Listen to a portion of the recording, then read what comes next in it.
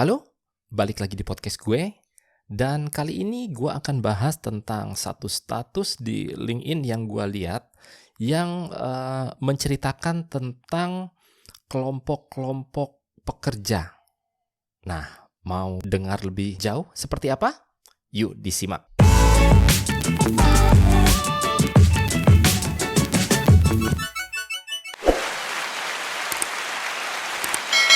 Iya, jadi seperti sempat dijelasin sebelumnya, gua mulai saat ini akan coba fokus berburu status ya. Saya akan menjadi seorang pemburu status dan yang saya akan buru adalah status-status atau postingan-postingan di LinkedIn yang tentunya menarik ya. Nggak tahu buat lu semua menarik apa enggak, tapi tentunya menarik buat gue gitu. Dan kali ini gue mau bahas satu postingan dari The Woke Salaryman. Postingan ini menceritakan tentang, bukan menceritakan, mengilustrasikan bahwa tidak semua orang itu punya panggilan. Oh, jangan negatif ya dengar panggilan ya. Oke, jadi gini, ketika kita kerja, tentunya kita punya motif masing-masing ya. Ada hal spesifik yang menjadi motif bagi satu individu yang akhirnya bisa menggerakkan individu tersebut untuk bekerja, berkarya, dan produktif sesuai dengan jalan hidupnya. Apa coba jalan hidupnya ya? Jadi di sini si postingan ini menyebutkan bahwa kurang lebih itu sebenarnya ada 3 kelompok orang dalam bekerja. Kelompok pertama itu adalah kelompok pekerja yang bekerja karena mereka harus menghasilkan uang. Mereka membutuhkan penghasilan, mereka membutuhkan nafkah, dan untuk itu mereka bekerja. Itu yang pertama. Kalau kelompok yang kedua adalah orang yang bekerja karena dia ingin punya jalur karir yang jelas. Dia ingin melewati jalur karir tersebut step by step, level by level, sampai nantinya ke posisi tertinggi yang dia harapkan. Itu kelompok kedua. Nah, selain 2 kelompok tadi, ada satu kelompok terakhir yang dijelaskan sama postingan The Woke Salaryman ini. Itu adalah kelompok calling atau panggilan. Bukan merupakan manusia atau individu yang bekerja ketika dipanggil, bekerja ketika ditelepon, bekerja ketika mendapat email, bukan. Tapi ini dalam nih. Tapi kelompok pekerja yang bekerja dikarenakan dia bergairah. Dia passionate tentang pekerjaannya itu. Sebuah panggilan di mana lo bekerja untuk satu tujuan yang spesifik yang bisa memberi lo makna, memberi lo arti gitu. Nah, itu 3 kelompok yang dijelasin sama The Woke Salaryman. Dan kalau disederhanakan kurang lebih begini nih. Kelompok pertama itu yang job ya, disebutnya job, orang yang bekerja karena harus penghasilan. Itu adalah kelompok yang ya gue mesti kerjain kalau gue mau survive hidup ya. Yang kedua itu karir itu sederhananya adalah ya gue pengen sampai di satu titik karir tertentu ya, tapi ya mungkin gue nggak mau melakukan ini seumur hidup, tapi paling enggak di umur produktif gue ingin sampai ke level tertentu. Apakah itu level pimpinan perusahaan, apakah itu level apa, nggak ngerti ya, tapi harus ada jenjang yang jelas gitu. Nah, yang ketiga itu biasanya adalah ya tadi karena passionate ya, karena memberi makna buat hidupnya. Biasanya itu dia dibayar karena dia melakukan sesuatu yang emang dia suka gitu. Ya, nah, tiap orang tentunya beda-beda. Ada yang kerja karena butuh nafkah, ada yang pengen karir, ada yang karena panggilan. Gue sendiri, gue kebingungan. Gue itu ada di mana? Apakah gue karir? Apakah gue kerja karena butuh duit? Apakah sesuatu panggilan? Butuh duit ya, butuh duit ya. Gue mesti survive ya. Jadi bisa jadi gue masuk dalam kelompok pertama, ya, yang kelompok job itu, pencari nafkah, pencari penghasilan, kerja untuk bisa menghasilkan uang. Nah, apakah gue masuk kelompok yang karir? Enggak sih. Gue nggak terlalu peduli mau jabatan gue apa, posisi gue apa. Selama bisa survive, selama ada duitnya, ya apa juga gue kerjain gitu. Ya, jadi buat gue karir itu no big deal. Bahkan gue kuliah, ya, dulu gue kuliahnya itu D3. Habis kuliah D3 gue lanjut extension ke S1. Seingat gue sih semua mata kuliah itu udah habis, tinggal skripsi. Dan skripsi itu gak gue kerjain, karena gue kasihkan kerja. Dan gue berpikir adalah pada saat itu ya kalau gue bisa mengerjakan apa yang gue suka, ya apa fungsinya itu ijazah buat gue. Ya agak-agak blow on sih ya, mungkin banyak yang berpikir lo bego banget loh. Ya penting lah ijazah, ya gak tau lah. Tapi buat gue ya, gue tanpa ijazah itu gue saat ini udah mengerjakan apa yang gue suka kok.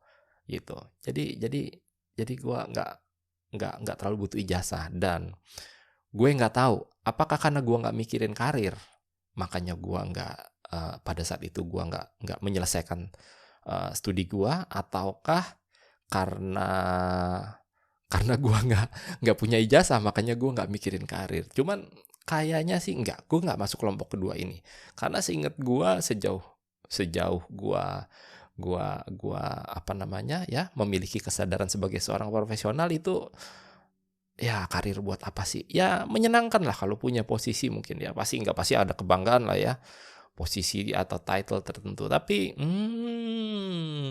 enggak, buat gue karir nggak penting. Ya, salah satu bentuk konkretnya adalah gue itu kalau ngirim email ke klien-klien gue, ya gue nggak akan lihat yang dulu-dulu ya. Kalau dulu-dulu gue masih kerja di perusahaan lain, cuman di 7 tahun terakhir di mana gue ngembangin usaha gue, itu gue dalam berkorespondensi dengan klien, itu gue tidak pernah di bawah nama gue itu gue menunjukkan titel atau posisi atau jabatan. Tapi gue lebih menuliskan sebagai pekerjaan gue, fungsional gue, sebagai experiential learning program designer gitu. Walaupun memang kadang ada 1-2 kali gue tetap mesti nulis tuh titel gue apa di situ. Misalkan sempat jadi direktur, ya gue tulis direktur gitu. Ya, sempat gue tulis. Tapi itu biasanya hanya untuk kebutuhan tertentu, di mana gue perlu menegaskan ke klien gue bahwa ini adalah posisi gue dan gue berkorespondensi dalam kapasitas gue di posisi tersebut gitu. Tapi enggak. Gue bukan manusia karir, enggak. Nah, apakah gue masuk ke dalam kelompok panggilan? Nah, ini yang gue bingung. Ya, tadi yang nomor 1 job udah pasti, gue masuk ke dalam kelompok job. Yang karir gue udah bisa menentukan, gue nggak masuk ke dalam kelompok karir. Apakah ini panggilan? Nah, ini gue yang nggak tahu, gue nggak pasti. Ya, gue pernah ada rekan gue dari Lead Pro, itu ada namanya Pak Endro, ya, Pak Endro dari Lead Pro itu profesional yang aktif di bidang talent mapping. Itu biasanya katanya kalau orang udah ngerjain sesuatu yang disuka, itu biasanya ada 4E. Nah, ini lagi direkam dan gue lupa 4E itu apa. Ada easy, ya, gampang, dikerjanya pasti gampang. Terus ada earn, menghasilkan, ya. Terus ada apa ya, 2 lagi ya. Nanti deh gue tulis di deskripsi ya. Gue lupa, ini pembelajaran penting dalam hidup gue dan gue lupa. Tiba-tiba gue lupa. Tadi gue ingat, sebelum rekaman gue ingat, sekarang gue lupa. Mohon maaf ya, ini harus diakui ini saya sudah mulai berumur. Jadi agak lupa, nanti gue tulis di deskripsi. Kita harus 4E. Intinya ya kalau kita menyukai, ngerjainnya pasti gampang, sesusah apapun itu gampang, dan pasti akan menghasilkan, dan pasti akan ada 2 lainnya lagi yang gue lupa gitu. Nah cuman ya itu tadi, gue masih bingung yang masalah isi ini, sebab gue suka dengan apa yang gue lakukan sekarang. Apa yang gue lakukan sekarang adalah apa yang gue lakukan untuk mencari nafkah. Apa yang sudah gue lakukan untuk mencari nafkah selama kurang lebih, sekarang tahun berapa? 2022. Selama kurang lebih 16-17 tahun terakhir gitu. Ya, dan gue sampai sekarang masih suka. Tapi kalau dibilang isi, gue nggak selalu merasa isi. Kadang gue ada merasa susahnya. Kadang ada merasa mumetnya. Ya, mungkin kalau orang-orang yang amat sangat positif akan merespon omongan gue dengan, ya anggaplah itu sebagai tantangan. Ya, setiap pekerjaan pasti ada ujiannya. Oh, anggap aja mau naik kelas. Iya, gue tahu. Ya, gue tahu. Dan itu gue jalanin lah. Kalau nggak mana mungkin gue bertahan 16-17 tahun kan. Ya, oke, gue paham yang itu. Cuman, ya apakah ini panggilan atau bukan? Nah, ini gue nggak berani menstate bahwa gue bekerja di apa yang gue lakukan sekarang ini sebagai panggilan. Gue nggak berani menyatakan bahwa diri gue ada di kelompok 3, ya. Cuman bayangin, kalau kita bisa mengerjakan sesuatu yang kita passionate, yang kita seneng banget, yang kita enjoy. Yang ketiga itu enjoy. Easy, earn, enjoy. Gue inget tuh 3 tuh, satu lagi belum ya. Nah, kalau menurut gua itu akan asik banget kalau kita bisa mengerjakan sesuatu yang kita passionate about, ya, yang kita senang, yang kita bergairah, yang itu bisa membuat kita merasa hidup. Itu pasti asik banget, dan banyak momen dimana gue merasakan itu. Tapi juga momen dimana gue merasa kesulitan itu juga ada. Jadi gue nggak berani menyatakan gue ada di kelompok ketiga ini gitu. Walaupun ya itu asik banget kalau bisa kayak gitu. Nah, yang ingin gue bahas sebenarnya, terus gimana kalau kadang kita ketemu orang yang ya sampai dia menjelang pensiun itu mungkin dia hanya kerjanya itu ya apa namanya 8 to 5 ya, berangkat Senin, pulang Jumat. Nggak pulang-pulang dong ya, maksudnya kerjanya Senin sampai Jumat, terima gaji, main sama anak di rumah, itu kelar ya. Ada yang seperti itu sampai tua, sampai pensiun itu melakukan itu. Dan gue banyak melihat yang seperti itu. Yang tipe kedua gue juga banyak melihat. Ada teman-teman gue, senior-senior gue yang udah mau tua gitu, kolega-kolega gue juga yang, tapi dia masih mengejar posisi. Ya, gue harus naik jabatan, gue harus bisa promosi, gue harus sampai di level ini. Aduh, gue sekian tahun lagi pensiun nih. Sementara sekarang gue masih ada di posisi ini, gue mesti kejar. Ada yang seperti itu. Itu salah? Nggak salah. Ya, yang kerja karena nafkah nggak salah, yang kerja karena karir nggak salah. Nah, kalau yang kerja karena cuman sekedar mencari duit aja nggak salah, yang karir nggak salah. Tentunya yang kerja karena panggilan juga nggak salah. Ya intinya nggak ada yang salah lah. Lu mau kelompok 1, kelompok 2, kelompok 3, atau lu nanti membuat satu kelompok lagi gitu. Orang yang bekerja karena tidak ada pekerjaan di rumah, karena dia sudah crazy rich gitu, karena dia sudah hartanya tidak habis-habis, jadi kerjanya cuman, ada juga yang kayak begitu kan ya. Oke, gua nggak tahu gua ada di mana. Gua nomor 1 iya, nomor 2 enggak, nomor 3 gua nggak berani. Dan menurut gue itu tidak ada yang salah. Lu ada di kelompok manapun itu, lu nggak ada yang salah gitu ya.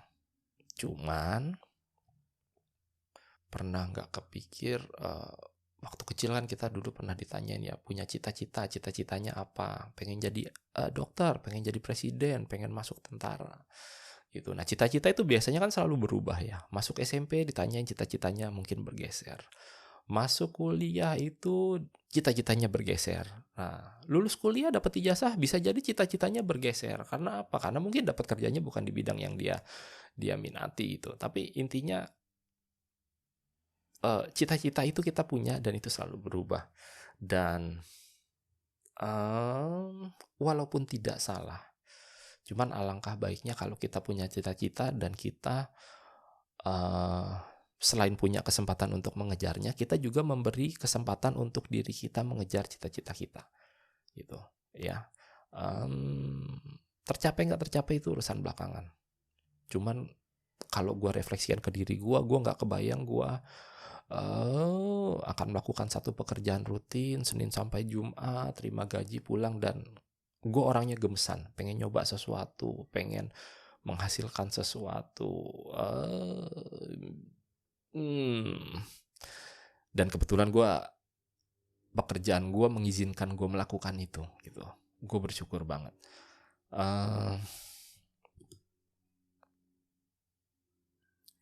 Balik lagi ke soal tadi bahwa tidak ada yang salah, lo ada di kelompok manapun itu tidak ada yang salah. Tapi ketidaksalahan itu akan bisa jadi beban, akan bisa jadi ganjalan ketika lo tidak punya kesempatan, atau yang lebih parah lagi, lo tidak memberi kesempatan buat diri lo coba mengejar sampai akhirnya ya lo bener-bener memutuskan gitu. Ada orang yang dari lulus kuliah bekerja, diterima sebuah perusahaan, jadi karyawan, nyaman, dapat benefit bagus dan lain-lain, ya udah. Ada orang yang sampai lupa dia pernah punya cita-cita gitu. Nah, ya gue nggak tahu siapa yang harus dilakukan dengan orang seperti itu ya. Yang nggak apa-apa juga, nggak salah juga. Cuman maksud gue adalah dimanapun lo berada, di kelompok manapun lo berada, selama hati kecil lo masih punya cita-cita, coba tolong dikejar itu cita-cita, biar lo nggak nyesel. Masalah nanti nggak berhasil atau lo balik ke ketiga kelompok tadi yang nggak masalah. Tapi paling enggak lo sudah bisa bilang sama diri lo bahwa gue udah berusaha sekuat tenaga buat mengejar apa yang gue lakukan. Di tengah perjalanan tiba-tiba lo menyadari satu hal, lantas berbelok arah dan lain-lain, itu nggak salah juga gitu. Yang pasti jangan sampai, kalau menurut gue ya, jangan sampai apakah lo kelompok job ataulah lo kelompok karir ataulah kelompok calling ini terjadi di luar kesadaran lo gitu ya. Ya contoh bokap gue mungkin tipe orang yang anggap kerja itu sebagai penghasilan, karena dia tipe family man, berangkat pagi, sore dia udah di rumah nonton TV bareng, apa bareng, ngomelin gue ya, tapi dia tipe family man gitu ya, dan tidak ada yang salah dengan itu. Kelompok apapun yang lo masukin, lo pasti akan punya manfaat buat hidup lo. Cuman itu tadi ya, jangan sampai ada yang mengganjal. Kalau dirasa masih ada rasa penasaran sedikit aja, itu cobalah dikejar. Ada orang yang mungkin bisa baru ketemu pekerjaan yang jadi callingnya dia itu di umur 30, 40, atau malah yang ketemunya setelah pensiun. Nah ini dia nih calling gue, ternyata gue enjoy melakukan ini. Itu gak salah, gak pernah ada kata terlambat. Hanya saja memang yang ingin gue sampaikan di sini, selama lo masih punya rasa penasaran, selama lo masih punya kesempatan, selama lo masih ada tenaga, terlepas dari saat ini lo ada di titik mana dari perjalanan hidup lo, itu coba lo kejar, coba lo jalanin, coba lo usahain gitu ya. Jangan sampai ada penyesalan. Kalaupun ternyata nanti baru ketemu callingnya itu adalah pas setelah pensiun, ya nggak salah juga gitu. Tapi jangan sampai lo tidak memberi kesempatan buat diri lo untuk mencari calling lo itu ya. Nggak punya calling nggak apa-apa, tapi kalau bisa dicari dulu. Seperti itu. Nah, emang apa yang begitu hebat sih dengan bekerja sesuai calling itu?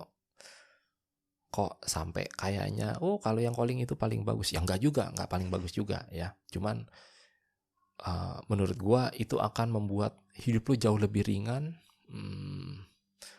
Kebotakan di kepala itu akan sedikit melambat. Uban-uban akan enggan untuk tumbuh lebih cepat gitu ya. Dan lo akan terlihat lebih segar gitu. Kalau soal duit ya nggak tahu. Ada banyak sekali gue lihat orang yang ngerjain pekerjaannya karena itu merupakan panggilan dirinya dan tidak dapat duit gitu. Tapi ya itu tadi, dia tetap seger, enjoy aja gitu ya. Bisa nemu calling bagus, Nggak nemu calling nggak apa-apa. Tapi jangan pernah tidak memberi diri lo kesempatan untuk mencari tahu apa calling lo. Itu kalau menurut gua. Kalau menurut 2.599 orang yang menyukai postingan ini, ya gua nggak tahu lah itu ada yang ada di kepala mereka. Menurut sekian puluh komentar dan sekian ratus reshare dari postingan ini, ya gua nggak tahu apa yang ada di kepala mereka. Tapi kalau menurut gua, calling nggak calling itu nggak masalah. Calling nggak calling itu nggak mengenal umur, ya bisa kapanpun dicoba. Cuman yang mutlak menurut gua nih mutlak nih, udah gua ulang berapa kali gua nggak tahu nih ada yang dengerin nggak dari tadi nih berapa kali ya. Yang mutlak adalah lo harus memberi kesempatan buat diri lo mencoba mencari calling lo. Ya, nggak ketemu sekarang nggak apa-apa ya. Yang penting jangan nggak dikasih kesempatan. Jangan sampai lo nggak ngasih kesempatan buat diri lo. Tuh diulang lagi gue ngomong ini berulang-ulang nih, gue nggak tahu udah berapa kali diulang. Cuman intinya jangan tidak memberi kesempatan buat diri lo mencari calling itu. Ya, oke, lo punya pendapat yang sama gue, punya pendapat beda. Boleh kirim gue voice message ya. Biasanya di deskripsi nanti ada linknya buat voice message. Buat yang dengerin di Spotify, kalau berkenan silahkan boleh di follow juga podcast ini, dan boleh dikasih rating juga, rating 1, 2, 3, 4 ya 5 alhamdulillah ya, semua orang pengen dapat rating 5, tapi kasih 1 pun nggak apa-apa, karena dengan memberi 1 rating pun itu berarti lo nyimak dan lo punya pendirian gitu ya. Yang dengerinnya lewat Apple Podcast boleh juga di rate and review. Kalau dilihat di show-nya bisa geser ke bawah, itu nanti ada rate and review. Oke, itu aja. Sekali lagi gue ulang lagi ya. Jangan pernah tidak memberi kesempatan untuk diri lo mencari calling, mencari panggilan. Ya, nggak ketemu nggak apa-apa. Tahun depan coba lagi, 10 tahun lagi coba lagi. Nanti kalau udah lo pensiun coba lagi. Karena banyak gue lihat orang yang dapat callingnya itu ya di masa tuanya gitu. Ada juga yang dapat di masa mudanya, ya beruntunglah dia. Tapi terakhir lagi nih gue ulang nih ya. Jangan tidak memberi kesempatan buat diri lo mencari calling itu ya. Terima kasih buat yang udah nyimak, dan assalamualaikum.